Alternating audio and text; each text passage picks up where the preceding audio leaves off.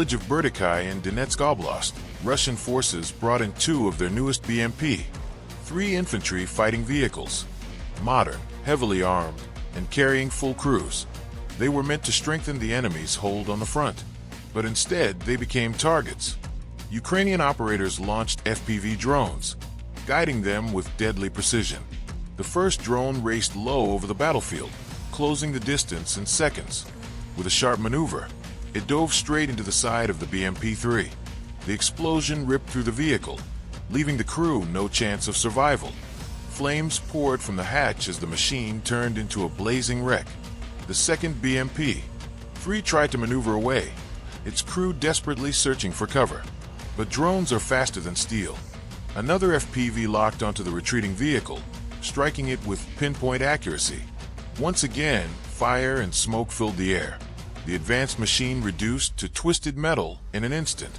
2 of Russia's newest armored vehicles destroyed in moments. Their crews lost, their technology wasted. For the Ukrainian fighters, it was more than a victory. It was proof of how modern warfare has changed.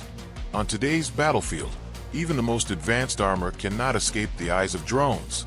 Precision, speed, and determination give Ukraine the edge. In Berdikai, FPV strikes once again reminded Russia, nowhere is safe, and no machine is untouchable.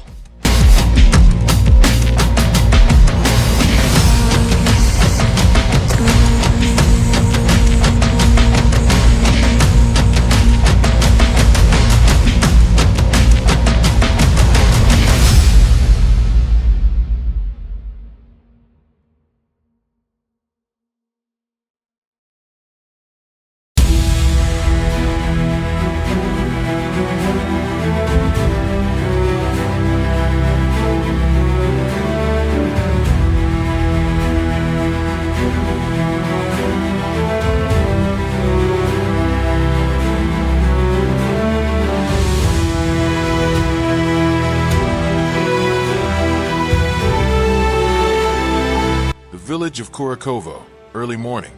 The air is heavy with silence, broken only by the distant sounds of artillery. Russian forces have entrenched themselves in a forest plantation, believing the thick cover of trees and earthworks will shield them.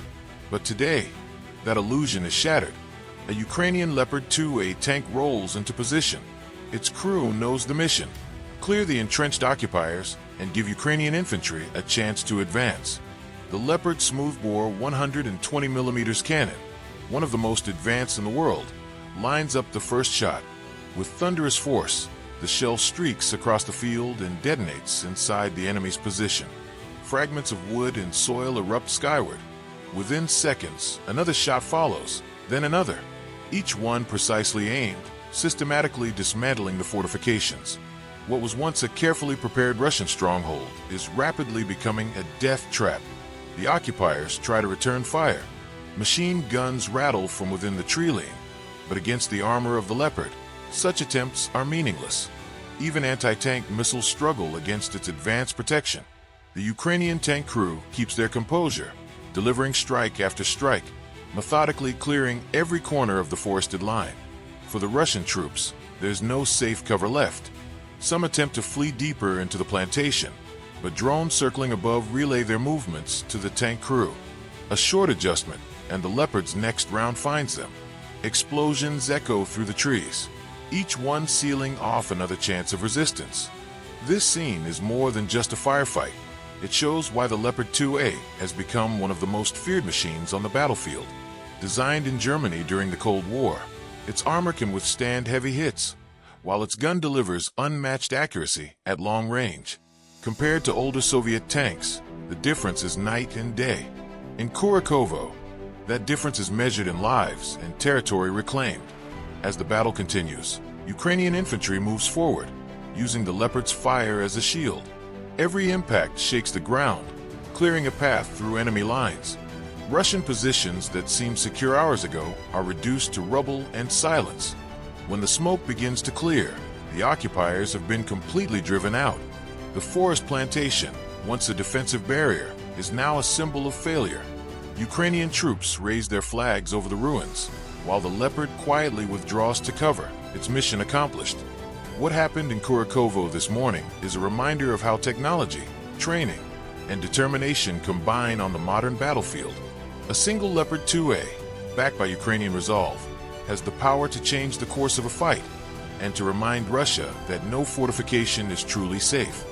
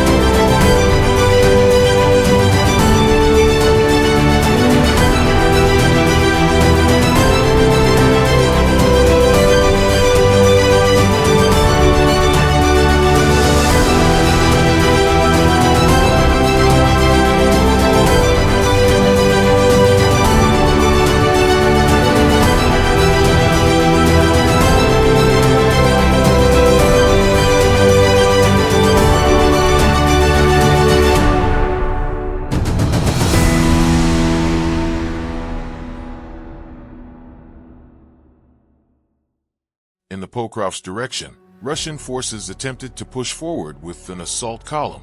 Armored personnel carriers and T-72 tanks rolled into position, their crews confident that numbers would secure them an advantage. But the Ukrainian defenders had prepared something far more decisive. High above the battlefield, drones tracked every movement of the advancing column. Ukrainian operators relayed exact coordinates, and moments later the sky lit up. A HIMARS battery launched its rockets, streaking across the horizon. The first salvos slammed directly into the convoy, tearing through vehicles and scattering troops in every direction. But the strike was only the beginning. As survivors tried to regroup, FPV drones dove in, hunting down individual targets with precision. One after another, they slammed into armored personnel carriers, setting them ablaze. Soldiers scrambling for cover found themselves chased down by relentless drone pilots who allowed no escape. Within minutes, the assault column was in ruins. 4 armored personnel carriers destroyed, multiple T-72 tanks burning on the roadside, and countless enemy troops neutralized. What began as a show of force collapsed into chaos and retreat. The Russians' attempt to consolidate their positions had completely failed. Instead of breaking through, they were broken apart, victims of coordinated firepower and relentless precision.